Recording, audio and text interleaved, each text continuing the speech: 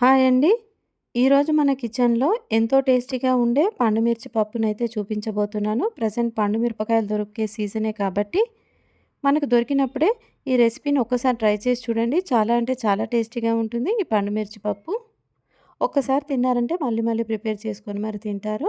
ఈ పండుమిర్చి పప్పు కోసం నేనైతే టీ గ్లాస్‌తో ఒక 2 గ్లాస్ వరకు కందిపప్పు తీసుకొని, శుభ్రంగా కడిగేసి, సరిపడన్ని వాటర్ వేసేసుకొని ఒక అర స్పూన్ వరకు పసుపు వేసుకొని, అలాగే ఒక 15 వరకు పండుమిరపకాయలు తొడిమలు తీసేసి ఇలా కట్ చేసి వేసేసుకోవాలి.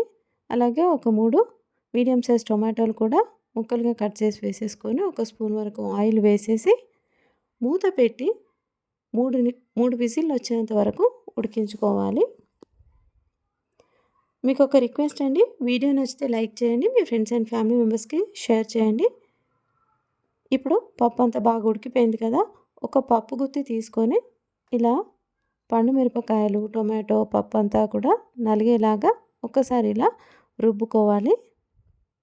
ఇప్పుడు స్టవ్ వెలిగించి వేరే ఒక గిన్నె పెట్టి తాలింపు కోసం ఒక 2 స్పూన్లు ఆయిల్ వేసేసి, ఒక స్పూన్ చొప్పున శనగపప్పు, మినప్పప్పు, జీలకర్ర, ఆవాలు, ఒక అర స్పూన్ వరకు మెంతులు వేసేసి, అలాగే కచ్చాపచ్చగా దంచుకున్న ఒక 7, 8 ఎల్లుల్లిపాయలు వేసి, కరివేపాకు కూడా వేసేసి, ఒక 2 నిమిషాల పాటు ఇలా కలుపుతూ ఫ్రై చేసుకోవాలి.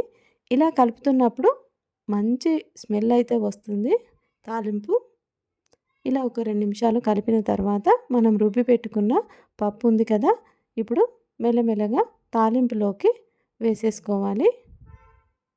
ఆల్మోస్ట్ మన పండుమిర్చి పప్పు అయితే రెడీ అయిపోయింది. రైస్‌లోకైనా, ఇడ్లీలోకైనా ఈ పప్పు చాలా అంటే చాలా టేస్టీగా ఉంటుంది. ఇప్పుడు కొంచెం కొత్తిమీర వేసేసి, మనకు టేస్ట్ సరిపడా ఒక్కసారి సాల్ట్ చెక్ చేసేసుకుంటే మన పండుమిర్చి పప్పు అయితే రెడీ అయిపోయినట్టే. నచ్చితే లైక్ చేయండి. Thanks for watching.